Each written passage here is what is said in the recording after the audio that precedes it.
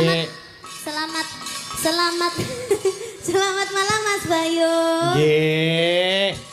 Tak dongake sehat terus, laris terus. Amin. Ning sekolahnya tetep tutuk, nggih ta? Amin. Mergo aku iso kanggo sangu urip sok mbene. Nggih. Piye?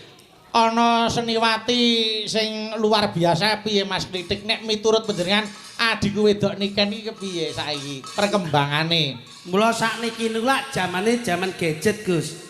Mula kedah dipun teliti perkembangan anak zaman sekarang.